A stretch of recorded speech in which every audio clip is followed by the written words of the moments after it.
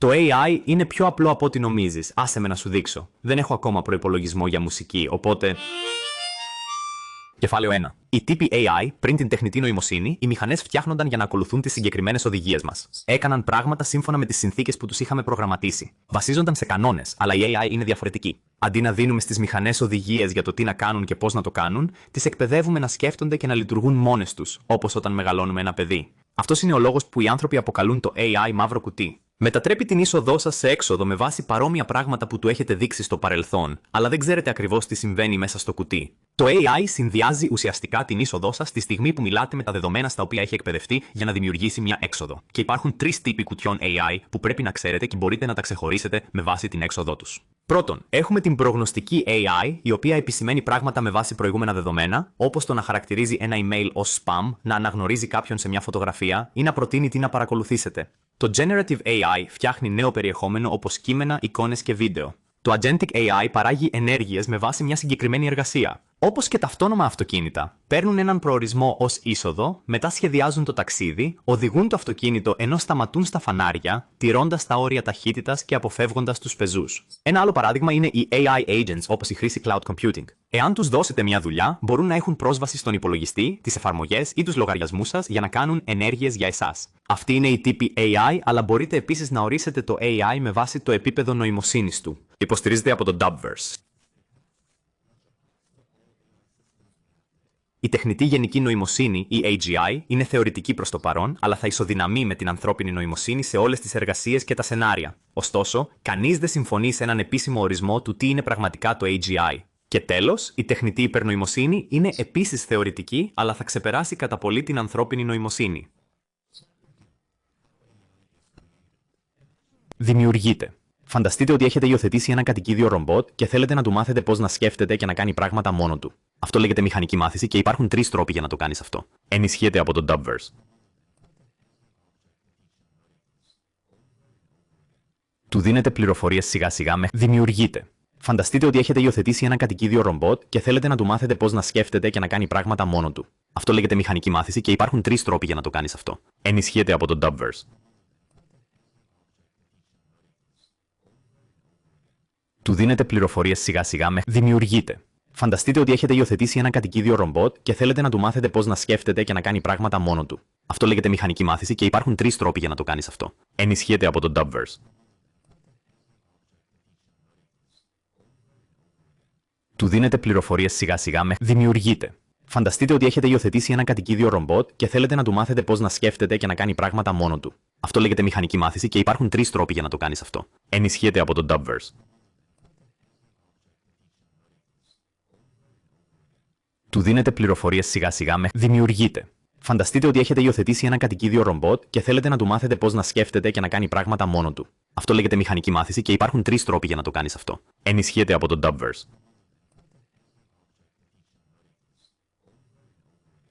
Του δίνετε πληροφορίες σιγά σιγά με δημιουργείται. Φανταστείτε ότι έχετε υιοθετήσει ένα κατοικίδιο ρομπότ και θέλετε να του μάθετε πώς να σκέφτεται και να κάνει πράγματα μόνο του. Αυτό λέγεται μηχανική μάθηση και υπάρχουν τρεις τρόποι για να το κάνεις αυτό. Ενισχύεται από το Dubverse. Του δίνετε πληροφορίες σιγά σιγά με δημιουργείται. Φανταστείτε ότι έχετε υιοθετήσει ένα κατοικίδιο ρομπότ και θέλετε να του μάθετε πώς να σκέφτεται και να κάνει πράγματα μόνο του. Αυτό λέγεται μηχανική μάθηση και υπάρχουν τρεις τρόποι για να το κάνεις αυτό. Ενισχύεται από το Dubverse. Του δίνετε πληροφορίες. Οι ηθοποιοί επηρεάζουν τον τρόπο που βλέπει ο ένας μικρός στον κόσμο. Φανταστείτε ένα παιδί που μεγάλωσε στην Ανταρκτική και το μόνο ζώο που έχει δει ποτέ είναι ένας πιγκουίνος. Θα νόμιζαν ότι οι πιγκουίνοι είναι τα μόνα ζώα στον κόσμο, αλλά έχουν μια ελλειπή κοσμοθεωρία γιατί δεν έχουν δει όλα τα άλλα ζώα που υπάρχουν. Η τεχνητή νοημοσύνη έχει το ίδιο θέμα, που μπορεί να περιορίσει τις ικανότητές της, αλλά και να φέρει άσχημα αποτελέσματα για κάποιους ανθρώπους. Και αυτή η προκατάληψη μπορεί να προέρχεται από διάφορες πηγές. Ενισχύεται από το Dubverse. Ενισχύεται από το Dubverse.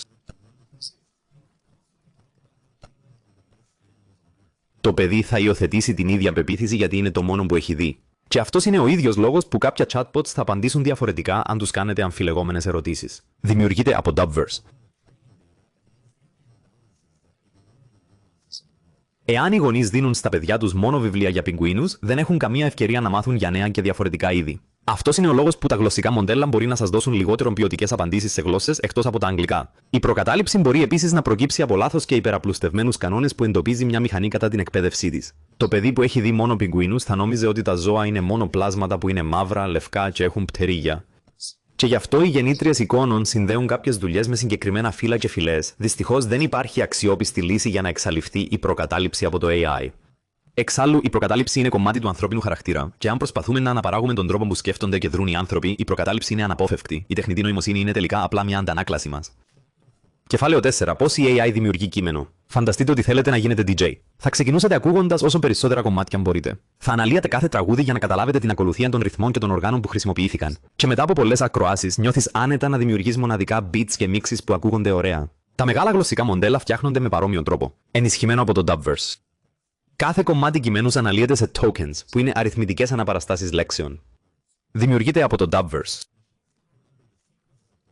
Οι ηθοποιοί επηρεάζουν. Αυτό ακούγεται ωραίο. Ζητώντας από την AI να σας φτιάξει κείμενο, είναι σαν να ζητάτε ένα κομμάτι από έναν DJ. Με βάση το αίτημά σας, τα τραγούδια που έμαθε κατά τη διάρκεια της εκπαίδευσης και τους μίκτες, ο DJ φτιάχνει μια μοναδική μίξη μουσικής για εσάς. Με τα γλωσσικά μοντέλα, η προτροπή σου συνδυάζεται με τα δεδομένα και τις παραμέτρους εκπαίδευσης για να δημιουργήσει ένα νέο μείγμα κειμένου. Αυτό ακούγεται ωραίο. Ζητώντας από την AI να σας φτιάξει κείμενο, είναι σαν να ζητάτε ένα κομμάτι από έναν DJ. Με βάση το αίτημά σας, τα τραγούδια που έμαθε κατά τη διάρκεια της εκπαίδευσης και τους μίκτες, ο DJ φτιάχνει μια μοναδική μίξη μουσικής για εσάς. Με τα γλωσσικά μοντέλα, η προτροπή σου συνδυάζεται με τα δεδομένα και τις παραμέτρους εκπαίδευσης για να δημιουργήσει ένα νέο μείγμα κειμένου. Αυτό ακούγεται ωραίο. Ζητώντας από την AI να σας φτιάξει κείμενο, είναι σαν να ζητάτε ένα κομμάτι από έναν DJ. Με βάση το αίτημά σας, τα τραγούδια που έμαθε κατά τη διάρκεια της εκπαίδευσης και τους μίκτες, ο DJ φτιάχνει μια μοναδική μίξη μουσικής για εσάς. Με τα γλωσσικά μοντέλα, η προτροπή σου συνδυάζεται με τα δεδομένα και τις παραμέτρους εκπαίδευσης για να δημιουργήσει ένα νέο μείγμα κειμένου. Αυτό ακούγεται ωραίο. Ζητώντας από την AI να σας φτιάξει κείμενο, είναι σαν να ζητάτε ένα κομμάτι από έναν DJ.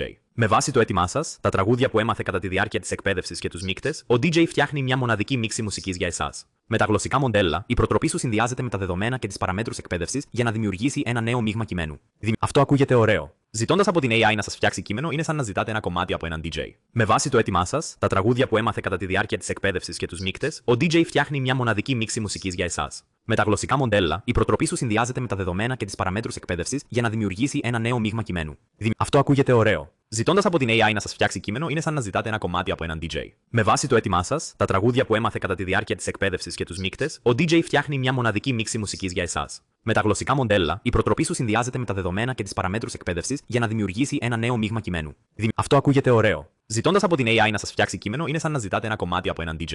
Με βάση το αίτημά σας, τα τραγούδια που έμαθε κατά τη διάρκεια της εκπαίδευσης και τους μίκτες, ο DJ φτιάχνει μια μοναδική μίξη μουσικής για εσάς. Με τα γλωσσικά μοντέλα, η προτροπή σου συνδυάζεται με τα δεδομένα και τις παραμέτρους εκπαίδευσης για να δημιουργήσει ένα νέο μείγμα κειμένου. Αυτό ακούγεται ωραίο. Λιγότερη ενέργεια για να παραχθεί η ίδια απόδοση. Υποστηρίζεται από το Dubverse.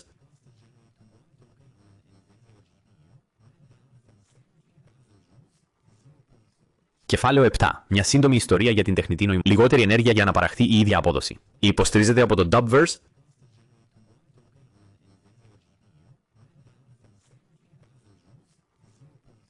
Κεφάλαιο 7. Μια σύντομη ιστορία για την τεχνητή νοημοσύνη. Λιγότερη ενέργεια για να παραχθεί η ίδια απόδοση. Υποστηρίζεται από το Dubverse.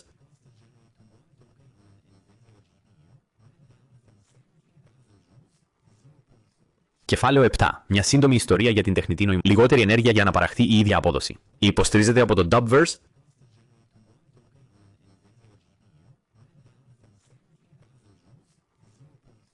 Κεφάλαιο 7. Μια σύντομη ιστορία για την τεχνητή νοημοσύνη. Λιγότερη ενέργεια για να παραχθεί η ίδια απόδοση. Υποστηρίζεται από το Dubverse.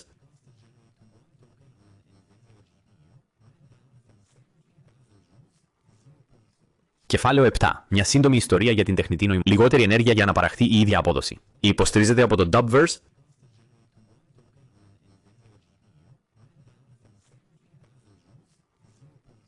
Κεφάλαιο 7. Μια σύντομη ιστορία για την τεχνητή νοημοσύνη. Λιγότερη ενέργεια για να παραχθεί η ίδια απόδοση. Υποστηρίζεται από το Dubverse.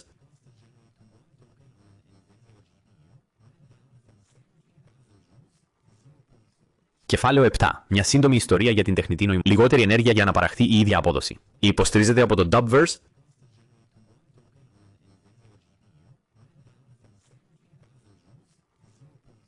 Κεφάλαιο 7. Μια σύντομη ιστορία για την τεχνητή νοημοσύνη. Λιγότερη ενέργεια για να παραχθεί η ίδια απόδοση. Υποστηρίζεται από το Dubverse.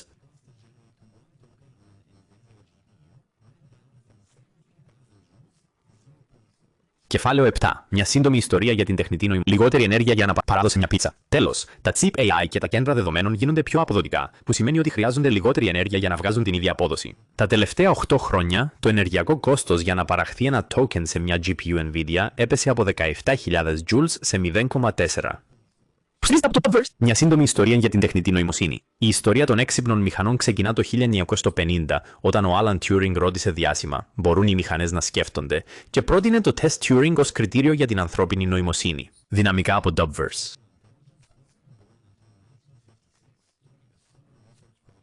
Κολέγιο Dartmouth. Από τη δεκαετία του 50 έως τη δεκαετία του 70, ο τομέας της τεχνητής νοημοσύνης έλαβε γενναιόδωρη κρατική χρηματοδότηση από την DARPA και είδε τις πρώτες του ανακαλύψεις, όπως το Eliza, ένα chatbot που μπορούσε να σας μιλήσει σαν ψυχοθεραπευτής. Η φήμη και οι προσδοκίες γύρω από την τεχνητή νοημοσύνη εκείνη την εποχή ήταν στα ύψη. Μερικοί ερευνητές έκαναν ακόμη και τολμηρές προβλέψεις, λέγοντας ότι οι μηχανές θα ήταν το ίδιο έξυπνες εντός 8 ετών. Αλλά η βιομηχανία υπέστη μεγάλο πλήγμα όταν δεν κατάφερε να τηρήσει τις υποσχέσεις της. Δύο κυβερνητικές εκθέσεις από τις ΗΠΑ και το Ηνωμένο Βασίλειο κατέληξαν στο συμπέρασμα ότι η τεχνητή νοημοσύνη ήταν πιο ακριβή, λιγότερο αξιόπιστη, πιο αργή και δεν είχε ακόμη λύσει κανένα χρήσιμο πρόβλημα. Αυτό έστειλε τη βιομηχανία στον πρώτο της χειμώνα, όπου η χρηματοδότηση στέρεψε μέχρι τη δεκαετία του 80. Ο τομέας πέρασε από μια μικρή αναζωπήρωση αφού η Ιαπωνία επένδυσε πολύ στη βιομηχανία υπολογιστών της, γεγονός που πίεσε το Ηνωμένο Βασίλειο και τις ΗΠΑ να κάνουν το ίδιο. Αλλά δεν κατάφεραν να τηρήσουν τις υποσχέσεις τους και μπήκε σε δεύτερο χειμώνα. Σε αυτό το σημείο είχαν περάσει 40 χρόνια χωρίς καμία αποδοτική εφαρμογή της τεχνητής νοημοσύνης και η βιομηχανία ήταν σε πολύ άσχημη κατάσταση. Ορισμένοι επιστήμονες υπολογιστών ντράπηκαν ακόμη και να παραδεχτούν ότι δούλευαν στην τεχνητή νοημοσύνη και απέφυγαν εντελώς τον όρο. Αλλά τα πράγματα ήταν έτοιμα να πάρουν μια δραματική στροφή στα τέλη της δεκαετίας του 90, γιατί η τέλεια καταιγίδα ετοιμαζόταν.